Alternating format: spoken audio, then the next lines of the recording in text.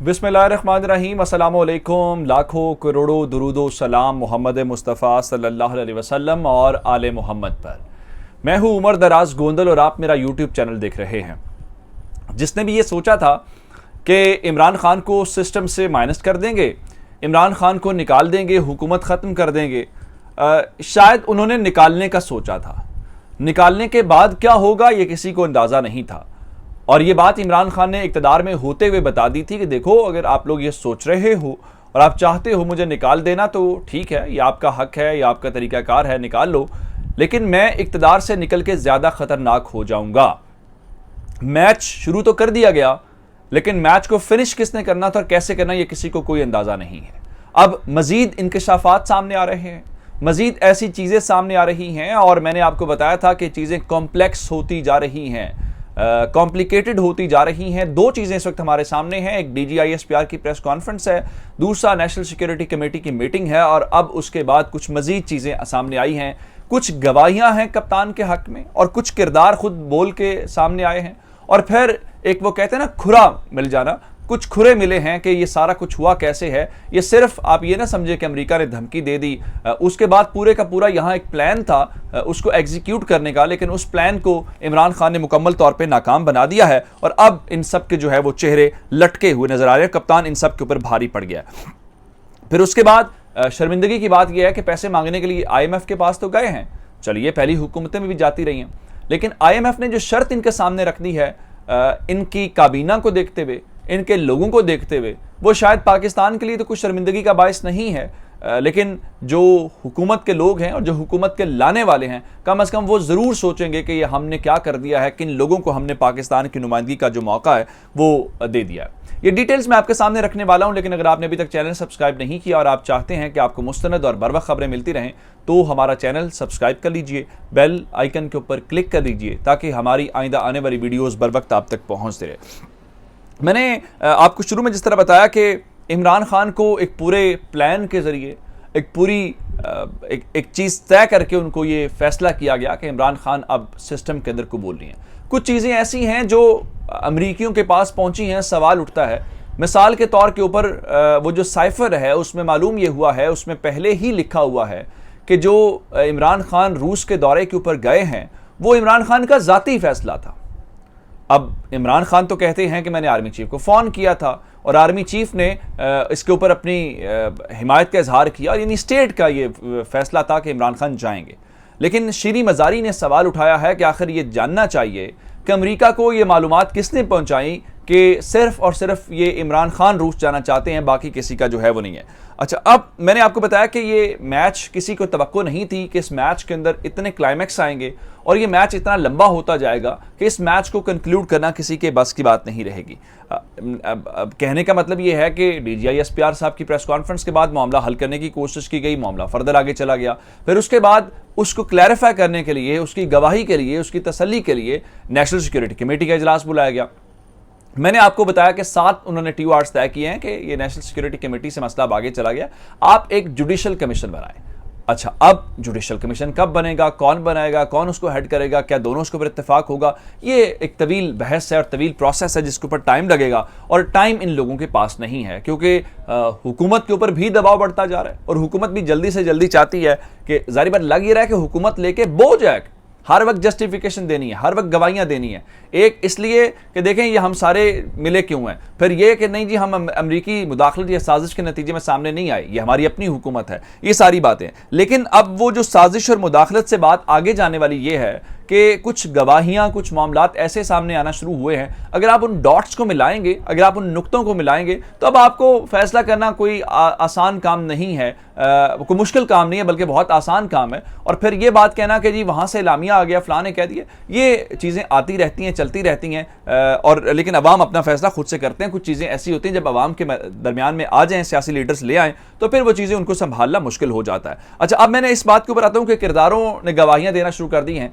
राना सनाउल्लाह आज की मीटिंग में शरीक थे, इंटीरियर मिनिस्टर हैं, उनके पास उन्होंने वो लेटर देखा भी होगा जो कि यकीनन सबने देखा। तो उनसे वो ये कहते हैं जी साजिश वाला ड्रामा रचाया गया। फिर उनसे सवाल ये किया गया कि ये बताइए कि अगर ये साजिश वाला ड्रामा था तो आखिर वो जो अमरीकी सफ़ीर है उसको क्यों तलब किया गया, उसको क्यों बुलाया गया।